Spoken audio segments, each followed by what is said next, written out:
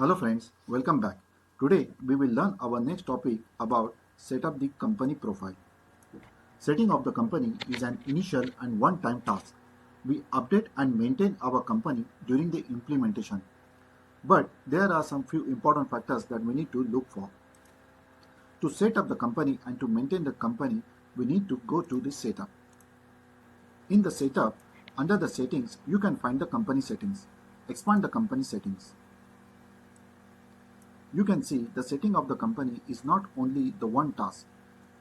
We need to maintain business hours, calendar settings, fiscal year, holidays, language setting, and many more. We will learn everything in our next tutorial. Today we will learn about company information. Click on company information. Click on edit to update your company's recent information.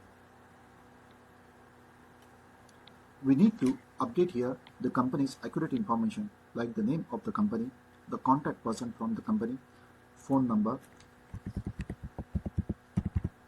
fax number, the street address,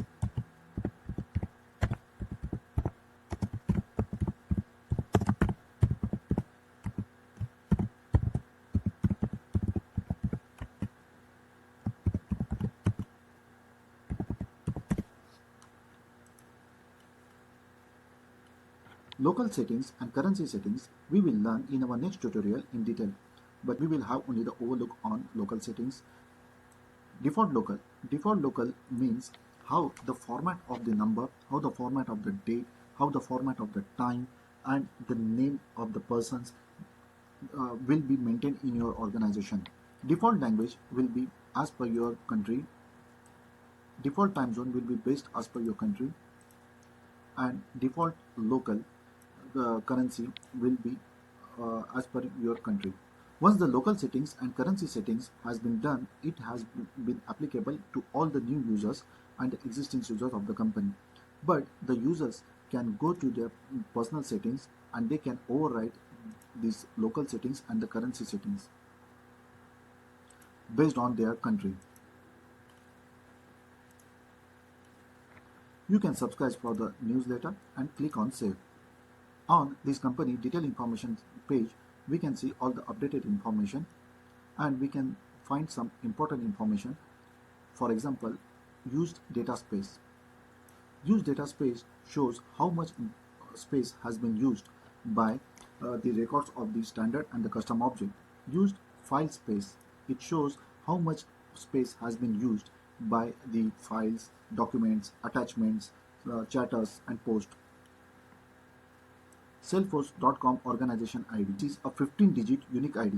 It is provided for each and every organization and it is different for every environment. For example, sandbox, quality, testing, and production. This unique ID is very important while communicating with the Salesforce during some support issues or while uploading some third-party tool from App Exchange. Organization edition. It shows what is the current edition that this company is using. There will be a different edition like unlimited, enterprise edition, licenses. It shows the history of the licenses available or licenses purchased in your company. For instance, it shows how many of licenses has been purchased, how many of the licenses are used, and how many of them are still available. Currently, we are using the Salesforce free developer account. So we have only 2 Salesforce licenses. We already been used one and one is still remain. It shows about the permission set licenses availability and the feature licenses availability. In our next tutorial, we will learn about language settings and the currency settings. Thank you. Keep watching, keep learning, and please subscribe.